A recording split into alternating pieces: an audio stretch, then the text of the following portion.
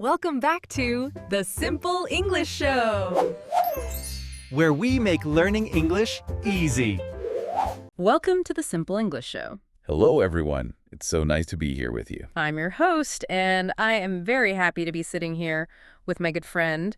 We're ready to have a nice chat. I'm very happy to be here, too. I've got my coffee. I'm feeling relaxed. Yeah. And yeah, I'm ready to talk about learning English. That is exactly what we're going to do today. We're just, two friends sitting down and having a conversation. Simple English, slow English. Yeah. Just. English that's easy to understand. And today we have a really interesting topic. It's something most of us use every single day. Most people probably have it on their phone right now. I'd say so. It's a very popular app. The green one? Yes, the green app. We are talking about WhatsApp. Everyone knows WhatsApp, right? We use it to send photos of our cat or our lunch. Make plans with friends, all that stuff. Exactly. But today, we're going to talk about something a little different. We are. We're talking about using this app to actually speak English. It's a wonderful tool for learning. We're going to look at this idea called linguistic bridges. Linguistic bridges. Okay, that sounds like a big official name. It does sound a little fancy, I know. But the idea behind it is actually very, very simple. Just imagine a bridge. Okay. A bridge connects two pieces of land, right? It helps you cross a river or a valley. Right. So in our chat today, WhatsApp is the bridge. Yes, exactly. It acts as a bridge. It connects the English you learn in a book to the English you use in the real world. Oh, I love that image. So on one side of the river, you have your classroom. You have your textbook, your teacher. That's kind of the safe side. Exactly, the safe side. And then on the other side, that's the real world. Real conversations, job interviews, talking to people at a coffee shop. And that side can be scary. It can be really scary. There's a big, wide river between the classroom and the real world. A big gap. A big gap. Yeah. And WhatsApp helps you cross that gap. It helps you walk from the, let's call it the study side, to the real world side. And our goal for this show is to help you, the listener, feel comfortable walking across that bridge. We want you to feel safe doing it. We want you to feel confident when you pick up your phone to, use English. Okay, so let's start at the very beginning. We say we're talking on WhatsApp, but what does that really mean? That's a great question, because when we say talking on an app, it's a bit different than talking face-to-face, isn't it? Yeah, it is. Usually on WhatsApp, talking means two things. First, there's typing. Right. Sending text messages, you use your thumbs, your fingers, to write out the words. And the second way is using your voice, sending what we call voice notes. Exactly. So you've got writing and you've got speaking. Both of those are kinds of talking on the app. Let's focus on typing first. I think texting is a brilliant place to start for English learners. I agree 100%.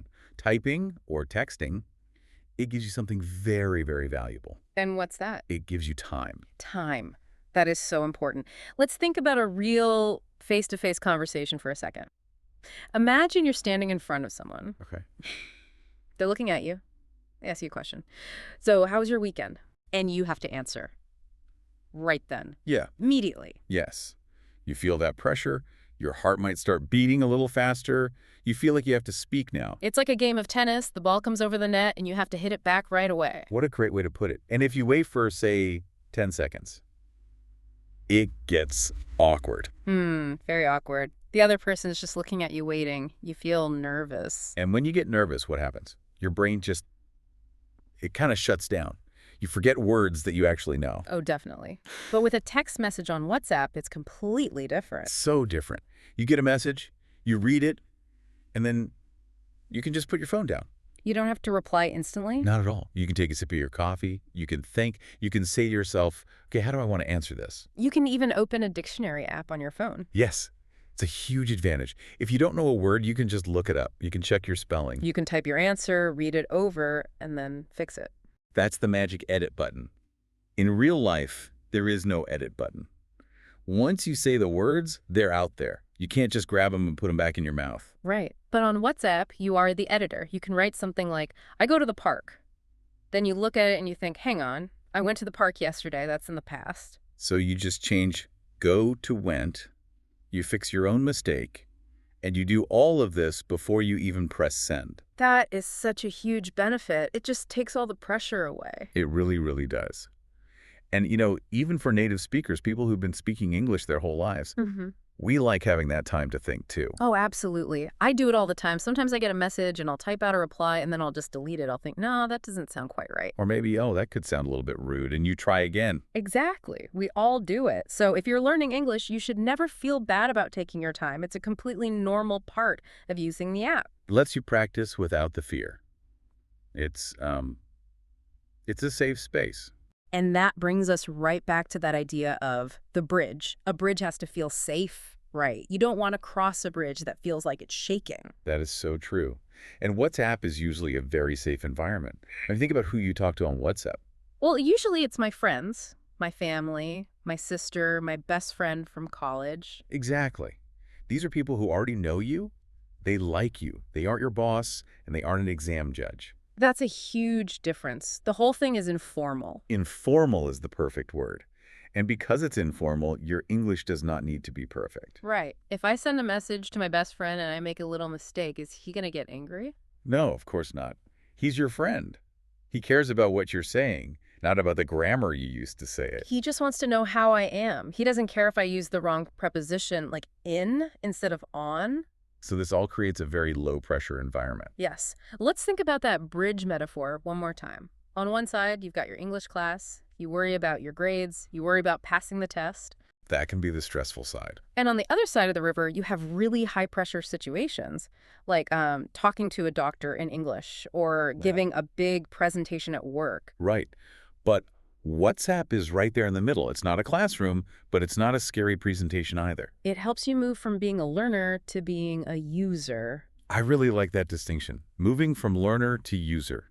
When you're a learner, you're always studying, always preparing for something. But when you're a user, you're actually using the language. It's a tool, and you're using it to communicate. And the more you walk back and forth on this bridge, the stronger it gets, and the more confident you get. You start to trust yourself. You realize, hey, wait a minute, I can do this.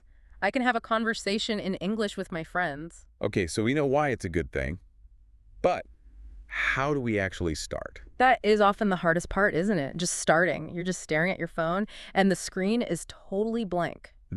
You might feel a little shy.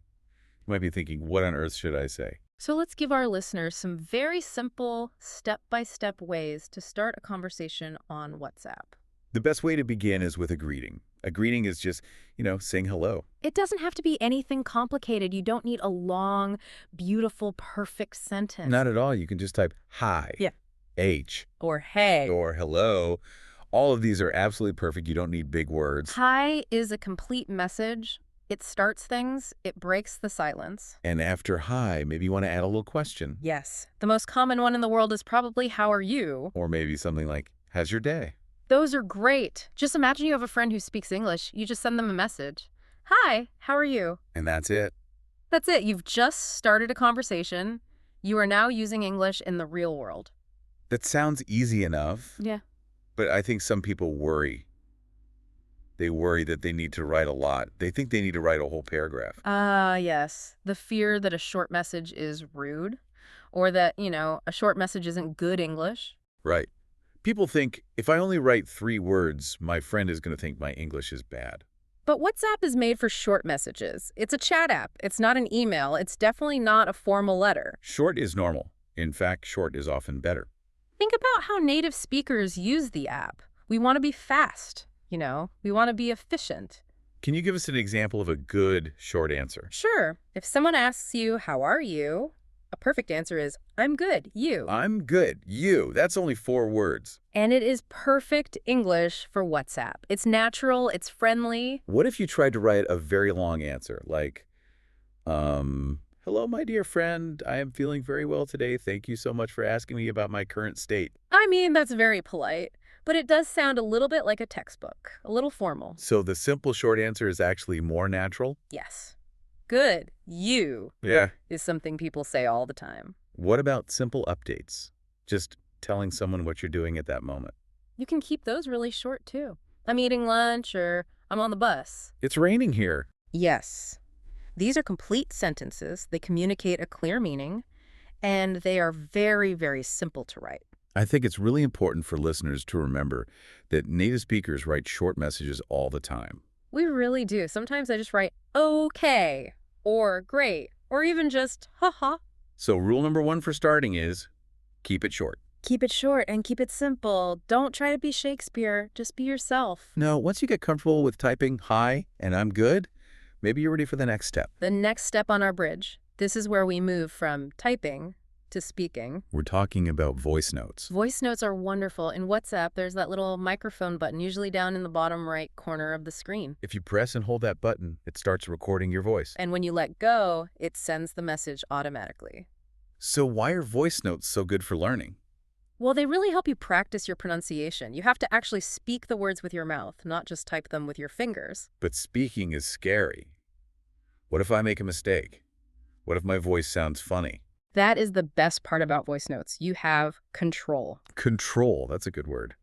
Most of these apps, like WhatsApp, have a really cool feature. You can lock the recording.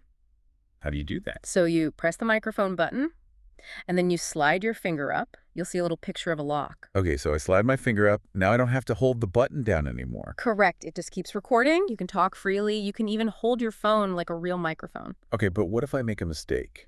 What if I say the wrong word or I cough or something? If you make a mistake, you can just stop. There's usually a pause button or a delete button. That often looks like a little trash can. So I can completely delete it before I send it. Yes. You can delete it. No one will ever hear it. It's just gone. That is amazing. So I could practice saying good morning 5 times until I like the way it sounds. Exactly. You can practice in private. You can listen to it yourself.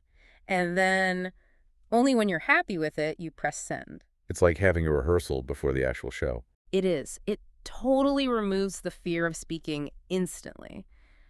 In a phone call, you can't delete what you just said. If you make a mistake, well, it's out there. But with a voice note, you have a safety net. Yes.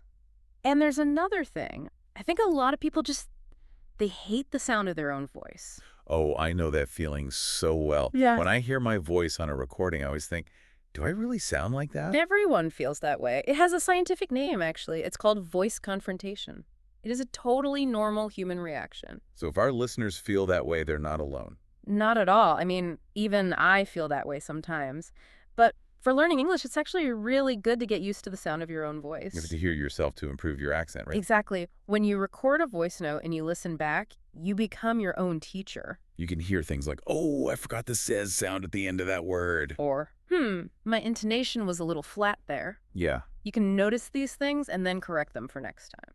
So how should our listeners start with voice notes? What's the first step? Start very, very small. Don't try to tell a long story about your weekend vacation. Don't try to explain a complex idea. Just a greeting. Yes, just send a voice note that says, "Happy birthday," or "Good morning." Or thank you. Thank you is a great one. It takes 2 seconds, something like, "Hey, thanks for the message," and then send it. That seems very doable. You don't need to be an expert speaker to say thank you. Not at all. And once you send that first one, the second one is so much easier. It breaks the ice. It does. You realize, okay, I did it. Nothing bad happened, my friend replied. And your friend will probably be really happy to hear your voice. They will. Voice notes feel very personal. They're warmer than just text. It's so nice to hear a friend's voice. Okay, so we have typed messages and we have voice notes. But I know our listeners probably still have some big worries. There are always worries when we learn something new. What do you think is the biggest one? I think it's the fear of grammar. The grammar police. Ah, yes. The fear that someone is watching you, checking all your mistakes. The fear that if you forget a comma or if you use the wrong verb tense, the other person is going to laugh at you. Or that they'll think you're not smart. We need to be very, very clear about this. Yes, we need to say this loud and clear. In WhatsApp messages, grammar is less important than connection. Connection is the goal. Yes. The goal is to understand each other. The goal is to be friends. The goal is communication. Imagine this example. You want to tell your friend you went to the store, but you make a mistake. You type, I go to store yesterday. Grammatically, that's wrong. It should be, I went to this store. But if your friend gets that message, do they understand you? Of course, yes. They know you mean yesterday. They know you mean the store. The meaning is 100% clear. So the communication was successful. Exactly. You built the bridge, you crossed the river. The bridge might not be painted perfectly, it might be a little crooked, but it worked, it did its job. So we should never let a small grammar mistake stop us from sending the message. Never. If you wait until your grammar is perfect, you will never speak. You have to make mistakes in order to learn. And remember, This is an informal chat. People type fast. Even native speakers make spelling mistakes on WhatsApp all the time. All the time. I make typos every single day. My thumbs are too big for the little keyboard sometimes. I forget commas. I use slang. It's normal. So if you make a mistake, just relax. Your friend understands. They are not grading you. They are not giving you a score out of 10. There's another worry that's very specific to WhatsApp, and that is the blue ticks. Oh, the blue ticks, those two little check marks that turn blue when someone has read your message. They can create so much anxiety. You see those two blue ticks, and you know, okay, the other person saw my message. Or if you receive a message, you know the other person can see that you have read it. And then you feel the pressure. Oh, no, they know I've read it. I have to reply right now. If I don't reply in 1 minute, they're going to think I'm rude. Well, I think I'm ignoring them. This is a very common feeling. But we all need to just take a deep breath. And relax. It's fine. It is totally okay to wait. It's okay to read the message, put your phone down, and go wash the dishes. Yes. Or read the message and then take 10 minutes to look up a word you don't know in the dictionary. That's a really good point. If you see a word you don't know, you have time to learn it. You do. You can say to yourself, okay, I see the message. I just need a moment to prepare my answer. That's not rude at all. That's just sensible. And most people are busy. They understand if you don't reply instantly. Exactly. Your friend might be at work or eating dinner. They don't expect you to be a robot waiting for their message. Is there a polite way to handle this, though, if you really need some time to think? That's a great question. Yes, you can use something called a holding phrase. A holding phrase, what's that? It's just a simple, short phrase that buys you some time. It tells the other person, I saw your message and I'll reply properly soon. Can you give us some examples? Sure, you can just type, just a sec. Just a sec. Short for just a second. I like that. Or you could say, let me check and get back to you. Or even just thinking with the 3 dots. These little phrases are so useful. You show them you saw the message, you're being polite, but you remove all that pressure to give a full answer immediately. That's a brilliant tip. So you can learn 3 or 4 of these phrases. Keep them ready. They're like your shield against the pressure of the blue ticks. So don't panic about the blue ticks. Take your time. We've talked about the how and the why. We've talked about typing, voice notes, and getting over our fears. Now let's talk about making this a habit. Making it a part of your daily life. Because doing it one time is good, but doing it every day is where the real magic happens. Consistency is the absolute key to learning any language. If you go to the gym once, you don't suddenly have strong muscles. You have to go often. It's exactly the same with English. So how can we use WhatsApp to build a daily English habit? Well, the source material talks about something called micro-learning. Micro-learning. That sounds a bit technical. What does it mean in simple terms? It just means learning in very small pieces. You don't need to sit down and study for an hour. You just need to do tiny things, but do them frequently. So instead of one big meal, you have lots of little snacks throughout the day. Exactly, language snacks. And WhatsApp is perfect for this. Sending a text message takes, 10 seconds? So you can do it anytime, anywhere. You can do it while you're waiting for the bus. You can do it while your tea is brewing in the kitchen. A great idea to get started is to find a partner. Find just one friend who also wants to practice their English. It could be a friend from your English class, or maybe someone you met online, or even a cousin who lives in another country. And then you make a simple agreement. You say, hey, let's send one English message to each other every day. Just one. Just one. It's so easy to commit to one message. That's true. If you say, let's talk for an hour every day, that's really hard. Life gets busy. You get tired. You might just give up after a week. But one message is easy. Anyone can find time to send one message. Good morning. The coffee is good today. And send. You've done it. You practiced English for the day. And if you do that for 30 days, you've sent 30 messages. That's actually a lot of practice. It builds a streak. Once you start, you don't want to stop. And what happens naturally is that one message often turns into 2 or 3. Yes. Your friend replies, oh, I'm drinking tea. And you reply, I like tea too. And all of a sudden, you're having a real conversation. But the rule is just one. That keeps the pressure really low. Another idea is to start a group chat. You can make a small group with 3 or 4 friends who are all learning. That can be really fun. It takes the pressure off you as an individual because other people are talking too. Yes. In a one-on-one chat, you feel like you have to reply. But in a group, you can just listen for a while. You can lurk. Lurk. I like that word. It just means reading without writing. And lurking is actually a form of learning. You're reading how other people talk, You see the words and phrases they use? You see how they use emojis, how they tell jokes. You're just absorbing the culture of the group. And then, when you feel ready and confident, you can jump in. You can just type haha to a joke or me too. This connects back to the original idea we mentioned, mastering English on WhatsApp.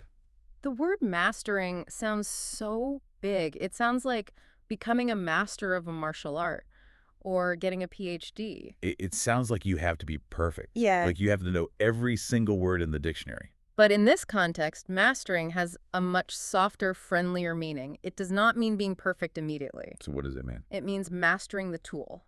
It means you are comfortable using WhatsApp as a tool for English. It means you're not afraid of it anymore. Exactly. Think about a carpenter. A master carpenter uses a hammer every day. Does he sometimes accidentally hit his thumb? Probably. Yes.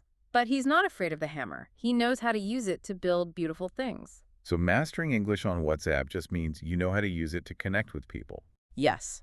When you can pick up your phone and send a message in English without your hands shaking, that's mastery. When you send a voice note and you feel good about it, that is mastery. You're using the bridge. You're walking back and forth between your study and your real life. And that bridge feels strong under your feet. I really like that definition. It makes mastery feel possible for everybody. It is possible. It just takes small, consistent steps. So let's summarize what we've talked about today. We have covered a lot of ground. We did. Let's just recap the main points for our listeners. Point 1. WhatsApp is a bridge. It connects your learning to the real world. It's a safe way to cross that gap. Point 2. Talking means both typing and speaking. And typing is great because it gives you time. You have that edit button. You can fix your mistakes before you send. This lowers the pressure so much. Point 3. Start simple. Use very short messages. Hi and how are you are perfect. Don't try to write a novel. Point 4. Voice notes are your secret weapon. They help you actually practice speaking. Remember the trick. Lock the microphone. Record. Listen. And if you don't like it, you can just delete it. It is a very safe way to practice pronunciation. Point 5. Ignore the grammar police. Please, do not worry about small mistakes. Connection is so much more important than perfection. And point 6. Relax about the blue ticks. It's okay to wait. You can use a holding phrase like just a sec if you need some time to think. And finally, make it a habit. Find a partner. Send one message a day. Micro-learning. Those little snacks of English every day will make you strong. So now we have a little challenge for you. Yes, a little bit of homework, but fun homework, we promise. We want you to open WhatsApp today, right after you finish listening to our chat.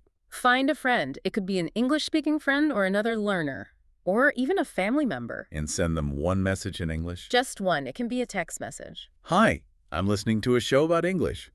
That is a great message. Or simply, hello, how are you? Or if you are feeling a little brave, try sending a voice note. Hi, hope you're having a good day. That takes 3 seconds. That's all it takes. And as soon as you press send, just notice how you feel.